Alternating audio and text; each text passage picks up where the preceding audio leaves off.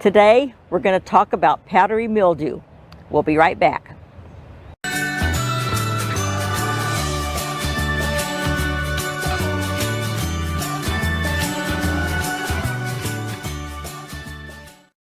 Today, we're going to learn how to identify powdery mildew and learn how to treat it. First of all, where does powdery mildew come from? Well, it's caused by several closely related fungi that survive in plant debris underneath your plants and in the ground and on infected plants. These fungi are fairly host specific. The powdery mildew that infects one type of plant is different than the powdery mildew that infects another plant. So here we're sitting behind some Monarda. My Monarda always gets powdery mildew. In your vegetable garden, it's most likely going to be pumpkins or squash or cucumbers. They're all very susceptible to powdery mildew. Well, the powdery mildew I've got here would not transfer to a squash plant or a cucumber plant. It's a different kind of powdery mildew, but we treat them all the same way to get rid of them. The conditions for powdery mildew are hot weather and high humidity. And we get a lot of that in Northwest Ohio. So you're going to see it mostly in the spring and the fall is when you are most likely to see it, but you can see it some in the summertime too. Powdery mildew is often confused with leaf mold or gray mold or early blight. But powdery mildew looks like somebody sprinkled baby powder or powdered sugar on your leaves. It's not always quite that bright white. It'll be more of a I don't want to say a gray color, but it won't be a real bright white. It's usually on the upper side of the leaves. It's very rarely found on the bottom side of the leaves. When you find it, you want to trim your leaves off that are infected with it as much as you can. Now, if you've got a real bad case, you don't want to trim more than a third to a half of your foliage off, but try to get the worst leaves off and as many as you can without taking more than half of the foliage off your plant.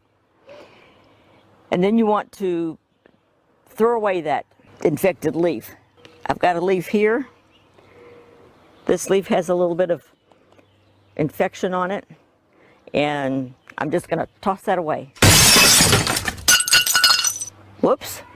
Now, you don't want to put it in your compost bin, and you don't want to just leave it lay on the ground. A lot of people do chop and drop, where they prune their plants and they just drop the foliage on the ground and let it rot and turn into compost. But you don't want to do that with leaves infected with powdery mildew, because that will just transfer it back up into the healthy plants again. So you want to make sure you throw it away and throw it in the garbage. Now, when you're working with plants that have powdery mildew and you're getting ready to trim them, you want to always make sure that you disinfect your trimmers. Now, you can do that with hydrogen peroxide. You can do that with alcohol and a soft clean rag. You can do that with sterile alcohol wipes, or if you have antibacterial hand wipes, you can even use those because they're 99% alcohol. Now or you can, if you don't have any of that on hand, you can even use soapy water, but the alcohol is the best. So I usually use these alcohol swabs. I always have these around the house, and you can just take one out of the wrapper and just wipe your snips with it like that. And when you get done, you'll want to do that again, so that any infection that you've transferred onto your clippers when you trim your plants, you won't transfer it to the next plant that you try to trim. Okay, now before you treat your plants, you want to try to get some of the foliage up off the ground to create some airflow. Sometimes you can't do this with squash plants unless you're training them up of trellis. Then you could, but if you're just letting them grow on a vine, then you're not going to be able to get them up off the ground. We'll pull that weed while we're down here. But if you just trim some of these leaves that are looking kind of yellow, just want to trim those off. Now, once you get your plant trimmed up a little bit, if you're able to do that, to get some better airflow, and even if you can't trim your squash leaves to get them up off the ground, you can still thin them out some so that they're not so thick, so that your plant gets some more air. But there are several ways you can put an application of several different things on your plants to slow down or to kill the spread of the mildew. Number one, you can use neem oil. And with the neem oil, you just spray the tops and bottoms of the leaves. Just follow the directions on the neem oil bottle and put it in a spray bottle, and then just spray the tops and bottoms of all the leaves on your plant. But there's also some home remedies you can do that are a lot cheaper, and they don't work quite as well, but they work pretty well. For one thing, you can use hydrogen peroxide, 3% hydrogen peroxide. That's just like the peroxide that I showed for cleaning your tools. And if you use a half to 3/4 of a cup of peroxide per gallon of water and put that in a spray bottle and just spray the tops and bottoms of your leaves, you could use that. And believe it or not, probably the number 2 home remedy, in my opinion, that of the things that I've tried for mildew, is milk. If you put 2 parts milk to 3 parts water and shake that up real good and put it in a spray bottle and spray your leaves with that, that will also kill the mildew. Now, some people say that they think it makes their plants smell soured, or I've never noticed that before, but if you're worried about that, you can use one of these others. Another good thing to use is Listerine.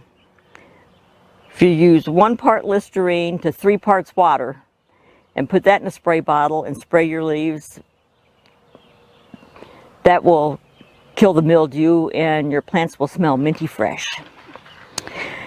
You can also use white vinegar.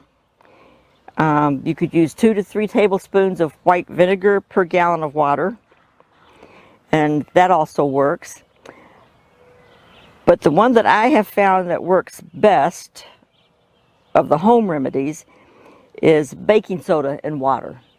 And you use 3 tablespoons of baking soda to a gallon of water, and put in 3 drops of dish soap. I use Dawn dish soap, and 1 tablespoon of any kind of oil, vegetable oil, cottonseed oil, olive oil, canola oil, any of your cooking oils.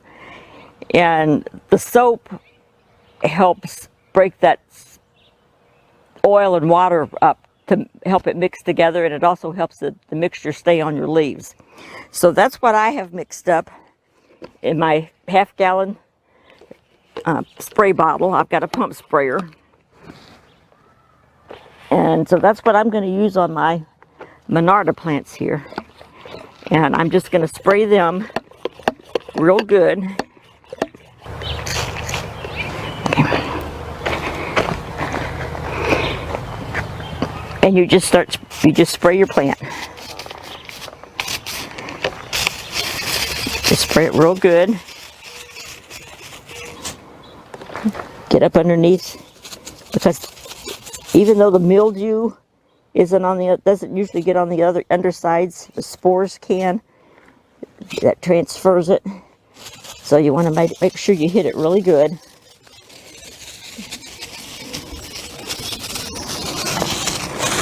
And get it good and just wet them down real well. And after you get the plant all sprayed, it's probably a good idea to get down and spray the dirt, because those spores live in the dirt under your plant. And if you can spray down and maybe get some more of those spores that are down in the dirt and kill them, that'll keep your mildew from coming back. Okay, now after you've got your plant all sprayed down and you've sprayed the dirt around your plant to try to keep the spores down, one last thing that you could maybe try is to keep it from coming back is to put a good clean layer of mulch around your plant, like a straw mulch or a wood mulch. Don't get it right up next to the stems, but just out around the edges of the plant. Might help keep those spores from getting back up on your plant and giving you more problems. So that's how I handle my powdery mildew in my garden. I hope you've learned something in this video, and if you get powdery mildew on any of your plants, you can try some of these ideas out and let us know what works for you. Thanks for watching. Until next time, bye-bye.